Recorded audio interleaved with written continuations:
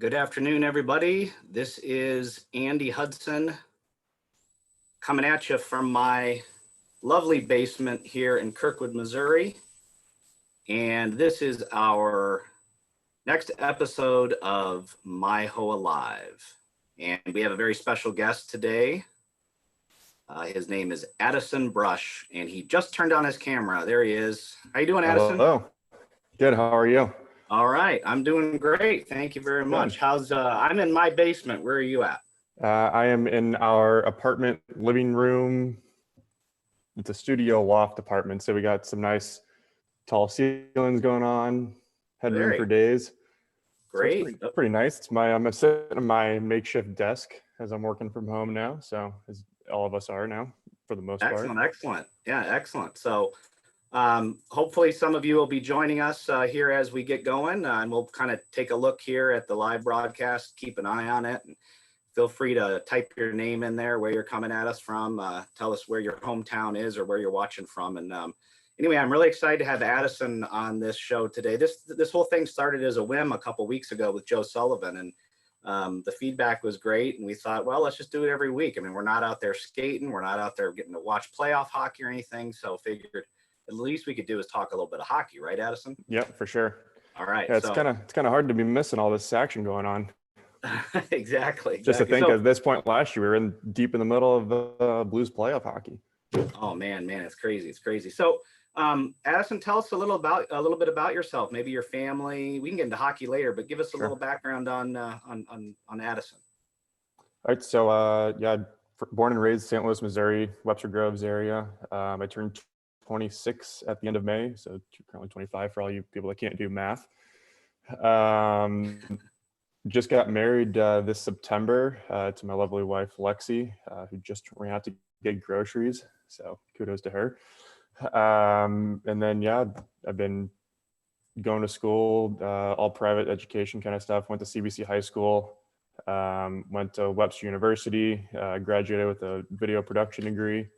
And then I traveled the country doing hockey. So it's kind of been a quick, few years, I guess I should say, after school. But yeah, I have a brother, sister, both younger, so I'm the oldest of the family.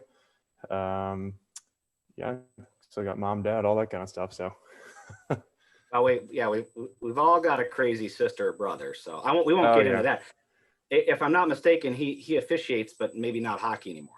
He used to officiate hockey. We have a couple pictures of proof that he did get on the ice a couple times. I came out with him a few times, but he focused a lot more on baseball. He actually just committed to Dayton to be a baseball player for them. So that's a huge thing for him. I know he's been working really hard to get there. He had a couple surgeries on his arm to get there. So actually this whole COVID-19 thing's pretty good for him. Since nobody else is playing, he's in the rehab mode. So he's actually not losing out on anything. But yeah, he actually officiates soccer of all things. So my dad was a soccer referee back in the day. He couldn't get me on that, but I chose the hockey path. And he didn't think that was for him. And he chose soccer. It's just a little bit easier for him with his schedule kind of thing.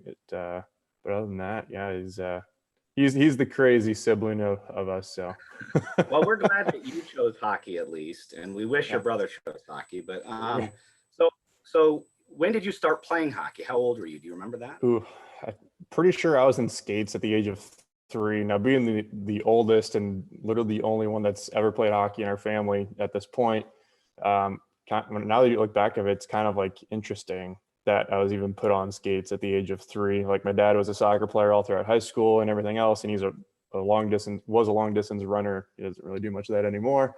But why did they put me on skates? I don't really know, but I do remember being at the rink for one of my my skating lessons. It was up at Webster. And I saw these kids playing hockey. I was like, Dad, I want to do that. And sure enough, next thing I remember as I was playing hockey, I was kind of around 3 years old, roughly. I was at least on skates, and possibly even that year I was playing, because I remember having the conversation with the parents of like, you know, you always start in figure skates and then you want to transition up to hockey skates. I was like, oh, I just need to get in those hockey skates, you know, as soon as I can.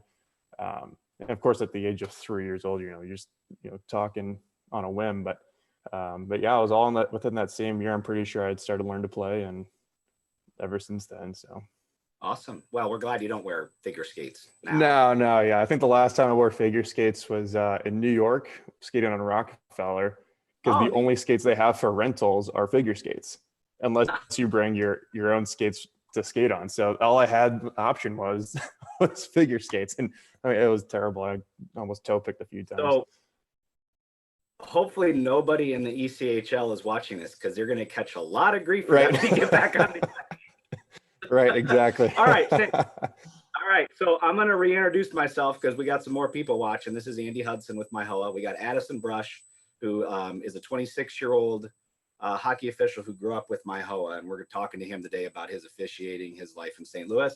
I noticed Alex Spent is tuning in. He's a regular viewer. So hello, Alex. He went to our camp last year at Addison. Perfect. Great young official. So shout out to Alex. Thanks for joining us. Talk about playing for CBC. You played hockey for CBC. What was it like playing for one of the great high school teams and Coach John Jost there? Sure. Well, first of all, it was extremely tough to even get on a team. I remember going to my freshman year. You know, there was 4 teams at the time. You had your varsity Illinois, JV, and then JV lower level. So I guess it was more like a freshman team. But I remember just going to Afton and Fenton Ice Rink for, you know, freshman year tryouts, and there's just kids everywhere. I thought the whole school was there. Like, that's just how many guys were on the ice trying to try out for these teams. And of course, you know, as you went on, you know, they split up to, okay, you're a varsity team, or, you know, contestant, or you're JV only contestant. So I just remember sitting there with a couple of buddies of mine that you know, made friends through the class, and a couple of guys didn't make the higher JV team, and a couple of guys did, and super bummed for those guys, but I ended up squeezing on the higher level JV team. And at that time, you know, I say back in the day, but when I was in high school, like for CBC, if you made varsity as a freshman, like you were like a superstar. And I remember there's only, only one guy out of my whole class that made varsity their freshman year. So that was just like to give you an idea of how tough it was to even make it on that team. And then I didn't even make it on to varsity until I was a junior, which I was still even playing on the JV team, which I ended up being captain of the team that year. But I was just a swing player, even as a junior. So that was even tough. And then even in varsity, I was not a very good player at all. Like, I never made it past AA hockey. I tried out for Central States back in the day, but it just wasn't for me. I didn't want to, you know, at that time, I didn't want to travel and do all that kind of stuff every weekend. I saw guys that, you know, that I knew that left our AA team at Webster, the Rockets, and then went off, and, you know, they're traveling every weekend. They don't have a life. You can't play with your friends on the weekends. So it was just one of those things that wasn't for me, which I don't want to say bites you in the butt later on, you know, when you're trying to play high school hockey, and, you know, John Jost or whatever looks at you like, oh, you're not a AAA or Central States player. Well, man, he'll put you down the list. But in the end, I wasn't that great of a player. And, you know, I've had to fight for every ice minute that I got, all the way up to my senior year, which unfortunately I rode the bench, or I didn't even ride the bench, the championship game of my senior year. But I did play as much as I could throughout the year. But yeah, that was kind of one of the bummer parts of being on a really good team, is you just had to fight for everything that you got. Yeah. So, Well, you know, a lot of officials I hear from, they say, well, I loved hockey. I tried really hard, but I wasn't really that great of a player. So maybe there's something to it that, you know, because I wasn't a very good player. I'll tell you that for sure. My teammates would say the same thing about me. Yeah, my hands are trash. I can't stick on the puck to save my life. All right. Well, maybe sometime we'll have a pickup game and we can do that. Dan O'Very's tuning in, so shout out to Dan. How you doing, my friend? We got Addison Brush here, and this is Andy Hudson coming at you. All right, so you played hockey at high school.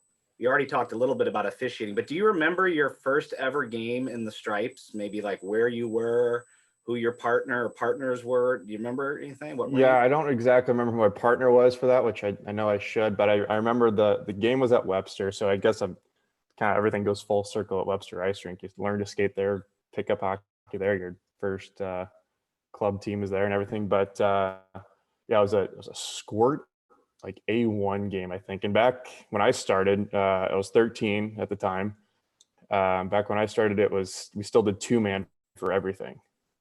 So I remember, you just get thrown out there and you're like, oh, right, you can call penalties, you can do everything else. You're just going out there doing your thing. And I remember I called one penalty that game, and I about crapped my pants when I did. I was like, just a squirt game, and it was just full of nerves and everything. You've never done it before. It's something new. And I also remember my dad came down because he came to watch. And my dad came down in between periods and opened the door to the thing, that called me over and goes, hey, can't hear your whistle. So it goes back to one of your thing back at camp before you were even saying that is blow your whistle as loud as you can so your parents can hear it in the parking lot. Oh, that's right. So that would have been a great tip. What was your parent? Your parent, not the It kid. was my parent, but that would have been a great tip for me, my first game, Yeah. Not because I was just tooting it a little bit. You think it's loud on the ice, but really it's not that loud for everybody else. Well, but yeah, that first game was pretty tough. Yeah, and I think, if there's any coaches out there watching that maybe coach at lower level squirts or peewees, what Addison is saying, and we find this when we're out there mentoring these young officials, is so true. The nervousness you have for those first calls are unbelievable. I mean, we have officials that get to the line, they're there, and they're ready to call onside or offside, and they just freeze because they're so nervous to make that call. And it looks so easy from the bench. The bench, you see, hey, it's offside. You should have blown your whistle. Well, it takes, especially for a 13-year-old, I think it's a lot of it's the whole mentality of, and I still even have it now doing pro. It's like, it's that whole mentality of you're now stopping or letting play continue of an entire game. Like you have the game control in your hands, and by just either blowing or not blowing the whistle determines an entire outcome of what could happen. Yeah. I think it's just super nerve wracking for a 13-year-old kid to do, especially back in the day when we could call penalties. Like whoever thought that was a good idea, I have no idea, but we got through it. Yeah, well, I think what we're doing now to mentor these kids, and I know you help out a little bit with that too, is great because it just in the support that they need early on. All right, sure. This is the part that I told you. This is going to be the surprise part 1. Okay. You don't know any of this is coming. All right. So these are going to be rapid fire questions. All right. Great. All right. Hopefully there's no names because I'm not very good at names. No, there's no. No, I don't think there's any names here. Maybe. Okay. Okay. All right. Ready. Favorite St. Louis local hockey rink from your youth? Webster. Figure. Okay. Yeah. You played for CBC. Biggest high school hockey rival? SLU. SLU. Okay. Yep. Best rink atmosphere for a CBC versus SLU game? Oh, Afton, hands down. Afton. In any of your games, did the banisters or the things break? Like I know student. Yeah. Not the games that I played. I think it was like my sophomore year. We had a break one time. That was pretty scary because I was in the stands for that. That was okay. That was a fun night though. All right. Best referee dressing room in St. Louis? Ooh, definitely not Fenton. The new Maryville's nice, and the new Centene Iceplex. All those are pretty nice. Can't really go wrong with either of those. I think I know what you're going to say. Worst referee room in St. Louis. We'll have to go hands down Fenton or Brentwood. Everybody hates Brentwood too, so I don't even think there is a room in Brentwood. South County is pretty bad too. South County is pretty bad. You're right. All right. Favorite ECHL arena? Oh gosh. Toledo. Okay, Toledo. All right. If you got to pick your crew for an ECHL game, who would be your partners? We'd have Sean McFarlane as the bands, and then a linesman. So I didn't get to work with many linesmen, as a lot of them are my roommates. Shoot, going to say maybe a roommate back in the day will go Billy Hancock. Okay. All right. Hopefully you didn't offend anybody. All right. Last one in this rapid fire. Favorite member of the Blue Crew? Oh, Lexi Hassel, which is now Lexi Brush. So for those of you watching, Addison's lovely wife, Lexi, is a member of the Blue Crew. So yeah. I'm glad you answered that one right. Okay. All right. So let's get back into it here. Again, it's Andy Hudson. I'm with Addison Brush. Alex Spent asks, does Addison remember me from last year's camp? I do. Absolutely. Okay. Of course we do, Alex. You're an unforgettable young man. And you're a good official too, but don't let it get to your head. Okay. So you officiated locally. Talk about when you started to take it seriously and maybe what it was like being part of the ODP. Yeah, sure. So, I mean, kind of going through the whole process of trying to even like take it seriously, you start out with a bunch of different camps and everything through USA Hockey. But once I got that invitation to ODP, I remember sitting out on my parents' back patio and it was like, you got the invite and you're like, oh, this is kind of serious kind of thing. You know, it's something that could possibly take effect. And then you get to camp and there's, 100 guys sitting there and it's super intimidating because there's guys that you think are way older than you, which now would still be 5 years younger than I am now. But you're an 18-year-old guy going into it all. And it's just kind of intimidating just knowing that all these guys could possibly make it either to the NHL or higher, because everybody has similar goals to get to where you want to go. And now you're sitting in a room of like the best of the best of what USA Hockey has to offer. But yeah, like once you get into it, it's a lot of fun. You meet a lot of cool people. And the hockey, as some people know, you go watch the Junior Blues over at Afton it's a little bit more than glorified high school. So you start with that, and then you go all the way up to USHL, which is wall to wall action. And, you're busting your butt up and down the ice. You skate more than the players do some of the time. And, but yeah, the ODP was probably the best thing that's ever happened for officials, in USA Hockey. It really just develops you as an official, which it obviously should, but, going to the camps and, it forces you to go to even more camps after that and fine tune your skills and everything else. But, and once you get that, it kind of weeds out everybody else, that doesn't want to take it more seriously. And then you kind of figure out like who the real guys are that really want to take it to the next level and who's your real competition to try and make it to ultimately the NHL or college D1 and so forth, kind of thing. So you mentioned camps. What is the progression for people who don't know for the USA Hockey camps? Sure. So the first one that I did was district camp up in Iowa, and our good old buddy Uncle Bob was running that one. And so after that, like I got at the time it was Chris Allman was kind of the scouting guy for the ODP. So he came down and said his few words, and we do the same thing we do with all these other camps locally. Tim Peel camp, we'd pull the guys aside and talk to them one-on-one kind of thing. He also mentioned about, the ODP camp coming up and what it was and all that stuff, and said I'd possibly be a good person for that role. And so you do that. Then once you get to the ODP, it's just training camp essentially. You go there, it's 3 or 4 days, hard work, test taking, learning the new rules of junior hockey and college hockey. And then after that, you would go to, I believe, regional camp. Yeah, and then regional camp just futures now, but yeah. It's futures now. They changed it a couple of years ago, I think. But yeah, at the time it was regional camp, which is now I guess futures camp. And then after that was merit camp, which I think they eliminated merit camp now, for what I think. Yeah.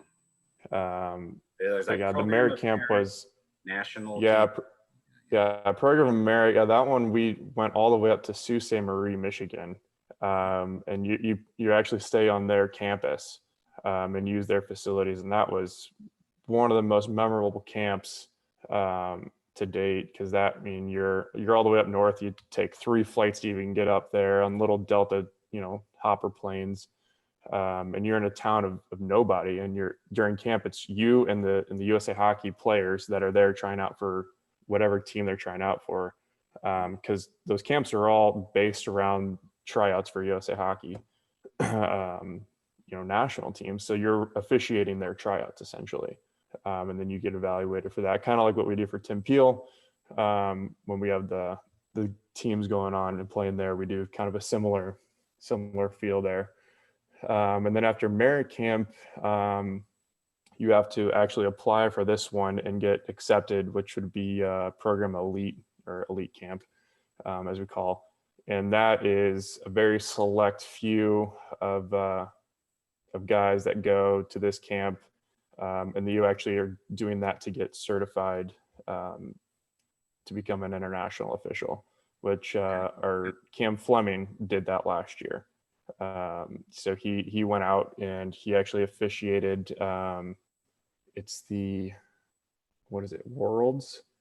All these international teams come in and play, and you're actually broadcast on TSN, and you're pretty much, literally just go out and officiate games all week long, and based on how you officiate depends on if you get an international license. So there's really no can't feel to it. It's more you're going to officiate a tournament with extreme high supervision and eventually a result at the end if you get a license or not.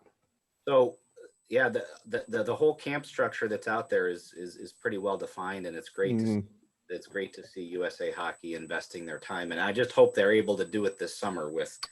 I know there's talk about them having to suspend some of these things, and we're hoping Tim Peel can't. But let's shift gears for a second. You also got invited to the NHL Combine a few years. Was that maybe 2 years ago? Yeah, 2 or 3 years ago. Probably, I guess 3 summers ago would have been. Yeah, that's a whole nother animal for sure. I mean, you guys that have either been to any USA Hockey camps or program merit or whatnot, you have your physical testing at the beginning of those camps, which is, your push-ups, sit-ups, pull-ups, the normal stuff, and then a run or whatnot. But the NHL Combine takes it to a whole nother level. I mean, you're doing an on-ice testing is what I started out in the morning. So I was up at 6 a.m. on the ice by 6:30. I mean, it's a full, the strength and conditioning coach actually for the NHL is out there running it all. So keeping those guys in shape and then trying to test you on stuff is pretty intense. So yeah, we did a whole thing on the ice for about an hour of, 70-yard dashes there back times 6. Then you're doing lines times 6. I mean, you're about to puke on the ice before you've even done anything physical off ice, which a couple of guys did that year. You see them off on the side on the trash can, just letting a couple go. But yeah, then we did off ice training. That was, push-ups, sit-ups, planks, longest jump, highest jump. But everything push-up, everything you normally would do for USA Hockey, you do it now with a 10-pound plate on, and it's all to a metronome, and it's all, I think for 2 minutes or something like that. So it's something wild that, definitely pushes the body's limits if you're not trained for it. Okay. And then you have a running, the beat test, which I don't know if anybody knows what the beat test is, but you pretty much are going, I would say 25 yards down, 25 yards back, and at a beep, you should be either halfway or at the very end. And then you have a heart monitor hooked up to you and all that stuff. So that was pretty intense for fitness testing. But then after that, you actually go and you play games. So you're all, you bring your actual playing equipment and you go out, you get split up into, I don't know how many teams, but then if you're not playing, you're actually officiating those scrimmages or shinny games, as some guys call them. That sounds like fun. That was a lot of fun. But yeah, the weird thing is at the Combine, you are in a group of non-officials as well. So the NHL right now is in a whole thing of trying to get ex-players to become officials. So when I was there's actually only 15, 20 officials out of the 50 guys that were there. Wow. So everybody else was ex-players. So we kind of all tried to team up with each other and help each other out because we all knew each other from the ODP. and stuff like that. So that was good to have those camaraderies with each other. But yeah, the NHL Combine's a huge animal. Okay. Well, let's shift gears again, okay? Because you're a filmmaker now in St. Louis. Yep. And you work for a company called Captiva Marketing. I happen to be familiar with Captiva, so congratulations. Oh, thank you. I'm going to show one of your videos here for everybody. But before I do that, we're going to do another rapid fire. Okay. And this has to do a little bit with like filmmaking. Not really. St. Louis. Okay. Anyway, here we go. All right. Webster Groves or Kirkwood? Webster. Okay. Even though you I'm going to change it now. Kirkwood. I live in Kirkwood now, everybody. Okay, good. So I moved counties. My Webster people are going to hate me, but it's fine. St. Louis Zoo or St. Louis Science Center? Zoo. Okay. All right. So now what St. Louis theater would you want one of your films screened at? Ooh, probably Ronnie's. That's where I grew up going to and everything else. Ronnie's is a good theater. They're making improvements over there, coming around. Famous St. Louis actor, John Goodman, Scott Bakula, or Kevin Kline. Do you even know any of them? No. I was going to say John Hamm. Oh, yeah. I should have put John Hamm on there. Okay. You can go other. All right. Other. Toasted ravioli or gooey butter cake? Oh gosh, that's a tough one. But I'm going to go gooey butter cake. I have a bigger sweet tooth. Okay. And then how about the weirdest St. Louis tradition? According to the internet, it's slicing a bagel like bread. So okay. That one. Never. All right. Not a St. Louis thing, or only a St. Louis thing until it came out on the internet. Yeah, there you go. That was normal. So you're a filmmaker, and you've done over 100 projects, variety, but you've done some hockey ones. Mm-hmm. And so I thought it would be fun to maybe show everybody the Tim Peel camp. Yeah, that works. Video. So let me share my screen here and see if I can pull this up here. Yeah, I saw it the other day. It's a bit old now compared to what I've been doing lately. Oh, well, okay. Well, it's all good. It's still good quality. All right, here we go. Fellow hockey officials, my name is Tim Peel, NHL referee. Since 1990, I have had the privilege to officiate at the top level of hockey in the world. Working alongside top officials from the US, Canada, and from around the world has been an unforgettable experience and one that defines me as a referee and as a person. With more than 1,200 regular season and 80-plus playoff games under my belt, in addition to being selected to referee the 2014 Olympics in Sochi, Russia, it is now time for me to pass on my knowledge to others. With this in mind, I am excited to announce the inaugural Tim Peel Referee Camp, benefiting the Bill McKenna Scholarship Foundation. This camp, which will take place over a long weekend, will feature interactive classroom sessions, on-ice power skating instruction, off-ice workouts, live game supervisions, and a lot of fun. We are putting together an amazing group of instructors representing the top levels of amateur, college, and professional hockey. The aspects of a good official include solid positioning, consistent mechanics, and excellent skating. But it also includes sound judgment, a feel for the game, and effective communication with players, coaches, and your officiating teammates. The goal of this camp is to provide you with these tools so that you can improve your officiating abilities. Please visit the Bill McKenna Scholarship Foundation website for camp details and registration information. I hope you can join us for this exciting event so that you can take your game to the next level. Very nice, very nice. So thank you for doing that, by the way. And that was last year's like sizzler or teaser video. I don't know what you call it. Yeah. But, hopefully you'll do another one for us. No pressure. Sure. So let's we try to keep these about 30 minutes, and we're right at 30 minutes, but we'll go for 5 more minutes. Sure. What did you thought? Let's talk about the Tim Peel camp, because we're hopefully going to be able to do that this summer, the last weekend in July now. What was your experience like with it last year being an instructor? Oh, it was great. I mean, it was a first year for it all, but I mean, I think it went extremely smooth. I mean, there was a couple little things here and there that we could have done better, but I think it was a rink situation with only having one sheet of ice that we had to work with. But now that we have, I think 2 sheets, because we're at Maryville now, I think it's just opens up a huge thing of opportunities for us to do a lot more one-on-one things with different guys, getting more people on the ice and stuff like that. But overall, I think it was a huge success.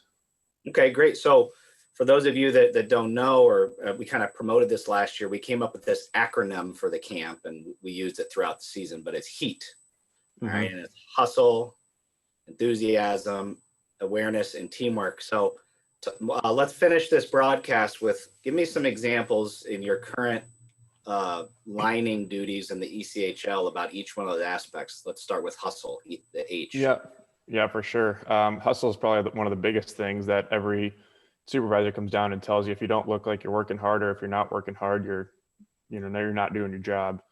Especially in the ECHL as a 3-man system, everybody is working their butt off. Like there's no time to relax or take your foot off the pedal. So hustle is definitely a huge key component of even doing a 3-man system at that level of hockey, and even any level of hockey for that matter. Yeah, for sure. And it really just shows that you're into the game. And that's I mean, that's what all coaches you talk to are, hey, if you're out there giving 100%, 110%, they're going to let mistakes slide every once in a while. So what about enthusiasm?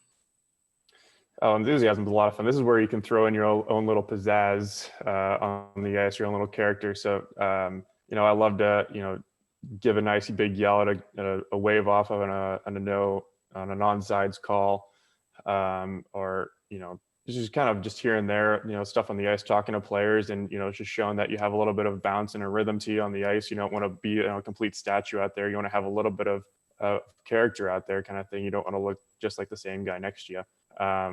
So I feel like that's where that would come into play, is kind of creating your own little kind of personality on the ice.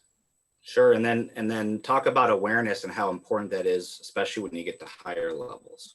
Oh my gosh. I mean, those guys can flip a light switch and go murder somebody in the corner if you're not paying attention. So you pretty much have to have your eyes on everybody on the ice, and then also everybody off the ice too, because you never know what's going to happen. I could be on a blue line on bench side, and in those arenas, there's no penalty box in between the benches. Sometimes you only have a divider piece of glass, and those guys could sometimes reach around and grab each other, but now they're starting to put stands in the middle or seats in the between them, but they can still reach around and yell at each other. So you need to have eyes everywhere at all times, especially between whistles, for sure. Okay. And then last but not least, teamwork, and how important is it to work together as a team on the ice as officials? So like I said before, being the ECHL, having it only be 3-man, we all have equal duties out there. Even though I'm just a linesman, I still need to help out with calling a goal or not.